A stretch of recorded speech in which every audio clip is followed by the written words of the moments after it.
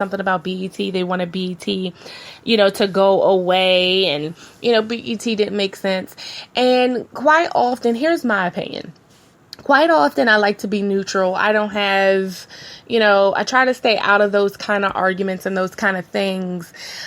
And it would be good if we never had to have a BET. The reason that we had BET is because back in the day when whites weren't letting blacks contribute and go to schools and have their own businesses and have companies, black people had to come up with their own things.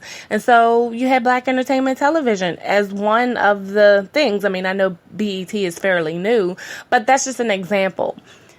Whites didn't let blacks have things, so blacks had to come up with their own things. Blacks couldn't, share and use things that whites use, so they had to come up with their own products and places and businesses and stuff. And that's where it came from. In the beginning, when all of the racism and discrimination and things like that were going on, if, it was never an issue, then perhaps it would be, a blend, and we wouldn't have a need for black-owned businesses and such a hype about, black only and, black TV. But because that is, a center of something that's been going on for decades and decades and decades, here we have it.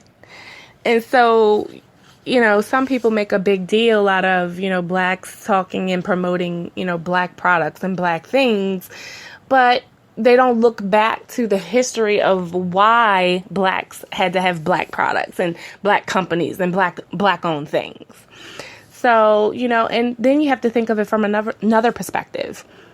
Do you only think that white people are here to create and produce and be in business? No, again, it comes back to the human thing.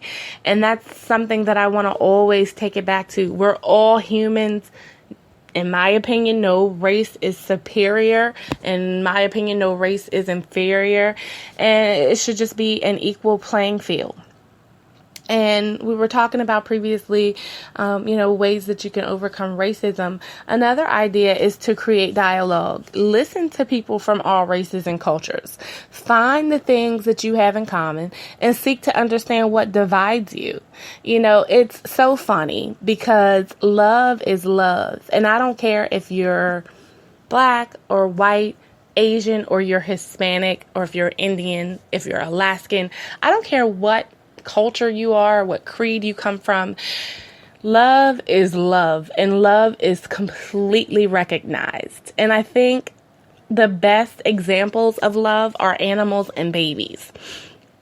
And that's why, we talk about dogs. There's a lot of people who don't love dogs. I have a vast love for dogs, and my family, my whole family, actually, we love animals. I can't ever remember a time frame where we didn't have animals in our family.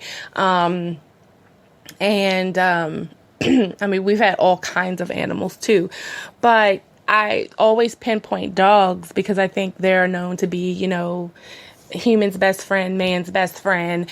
And I like to tell people a lot that dog is spelled backwards is God. And I like to say that, dogs are very close to God, and he created them for a reason. Dogs can show you love. They're good companions. They're good friends.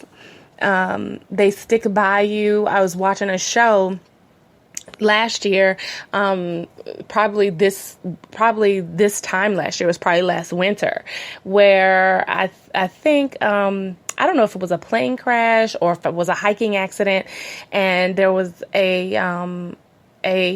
girl, and she was hiking or something like that. I don't quite remember what the accident was. And she had her dog with her. And had her dog not been with her and been the faithful and loyal companion that he was, she would have died. She had an accident. She couldn't walk. I think she had gotten unconscious for a time. She was going in and out of consciousness. And the dog stayed there and kept her warm and used his body heat to keep her warm and her heart pumping, and he stayed there. He didn't leave her. That dog could have ran to safety and could have, left her, but he didn't. And I said all that to say, that sometimes animals and babies are just great indicators of how we should love. If you put a baby, a black baby and a white baby, or an Asian baby and an Indian baby all in a playpen, they're not going to fight and discriminate against each other because of the color of their skin. They're going to play together, they're going to coo, and they're going to be happy because they don't know what that means. Racism is taught. Racism is learned. Racism is ignorance. And it's just not okay. It's not acceptable in this day and time. And we have got to do something. One, each person. So if you're listening right now, if you're under the sound of my voice, it starts with you, whatever you're teaching to your kids, whatever you're unconsciously doing. And that's why I want you to go back. I was perusing the test from the Steve Harvey show. And again, I didn't take it yet, but I do plan to. And as I was originally looking at it, it says that one of the things that sometimes we're prejudiced unconsciously because of how we were reared and brought up and because of situations that's happened to us. So just like with anything else, you have to consciously choose not to be prejudiced. You have to consciously choose compassion and consciously choose to do the right thing.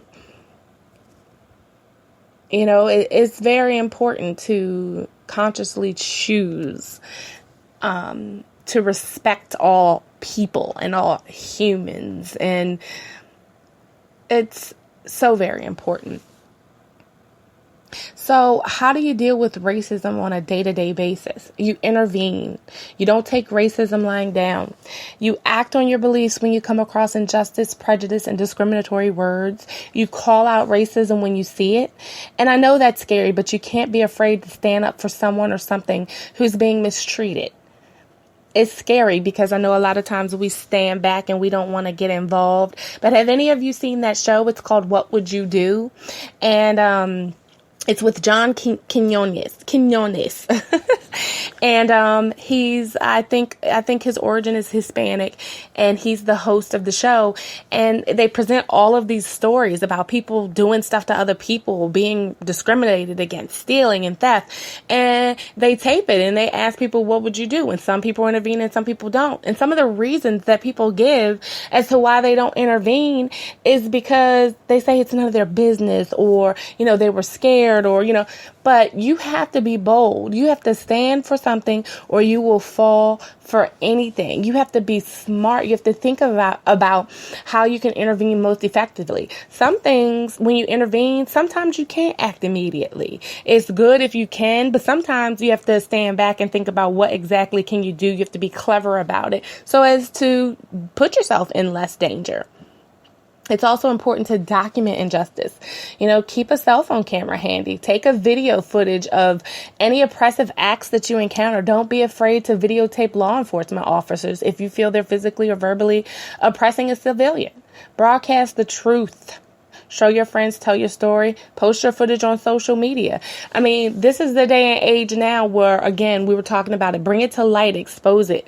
And a lot of times you'll find that people won't do the things that they would have ordinarily done if they thought they weren't being seen. So you've got to keep a level head, react with intention, and advocate non-violently. So if you can think, this is an MLK Tribute Show and I decided to call it that because, Martin Luther King Jr. Day is coming up, and that's the only reason. But Martin Luther King Jr. was about nonviolence. We do know that there's examples of violence. I don't condone violence. I do condone defending yourself. But, you got to try to hold your cool and maintain a perspective in the face of deep injustice. You got to be careful and try not to act out with anger, but you definitely have to keep a level head and show people, fight back with love. I definitely think that's much more powerful when you're fighting back with love.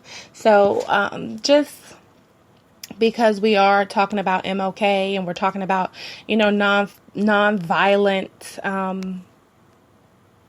interventions, and we're talking about love. Let's just hear a little bit of Martin Luther King Jr. I Have a Dream speech. Just a few minutes of it.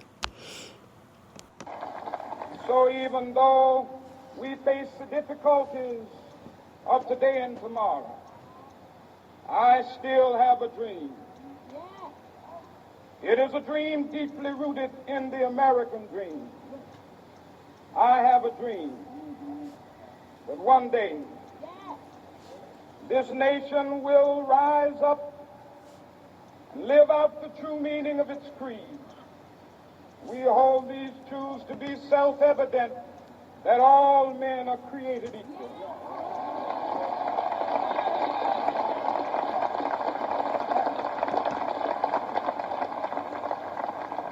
I have a dream that one day on the red hills of Georgia, the sons of former slaves and the sons of former slave owners will be able to sit down together at the table of brotherhood. I have a dream that one day, even the state of Mississippi, a state sweltering with the heat of injustice, sweltering with the heat of oppression, will be transformed into an oasis of freedom and justice. I have a dream that my 4 little children will one day live in a nation where they will not be judged by the color of their skin, but by the content of their character. I have a dream today.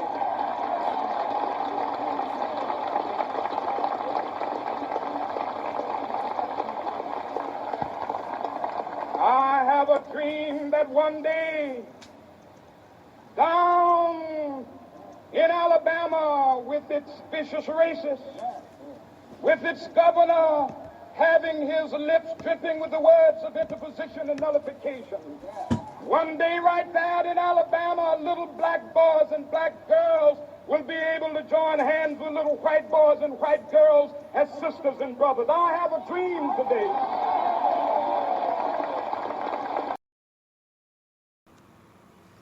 So that's Martin Luther King Jr.'s I Have a Dream speech. That's just a segment of it. I would encourage you to go online and listen to the entire speech. If I'm not mistaken, it's just under 20 minutes. I'm not sure. Excuse me.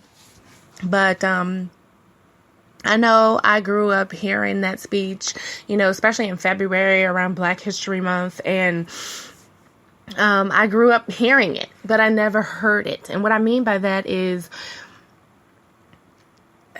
I didn't put it into context and into words until I was old enough to actually listen to it and understand and have been through some things to hear it for myself and to understand what it means and what it means to people. So I would definitely encourage you to take a listen to that whole speech. It's not that long, and it's the least that you can do. Maybe it will inspire and empower you. So here's a few things. We got just a few minutes left here, and I want to give you, I'm just going to read them off, and I want you to think about them, and I'm going to post this article on my Twitter as well, so you can go and kind of read the whole thing. But it's just 10 simple ideas to eliminate racism. Don't laugh at racism, sexism, sexist, ageist, homophobic, and other stereotypical jokes or assumptions. Make an effort to get to know people different than you. And I'll go over this list again, maybe in February, I guess. Learn about other people and their culture. Think before you speak. Be a role model. Be vocal in opposing discriminatory views and practices, especially with your friends and family who respect your opinion. Don't criticize, but help educate others about issues and about your own experiences. Don't make assumptions. Work on projects with members of groups that are different from your own. Explore the unfamiliar. Be a proactive parent. Expose your children to diversity at a young age. Read stories that explain the point of view of other groups. Discuss TV shows, movies, or books that present stereotypes. Children can benefit from knowing other children from different groups at very early ages before prejudice and biases are formed. So we were just talking about that. Support anti-prejudice and anti-racist organizations. So those are 10 simple ideas to eliminate racism. I hope you go out there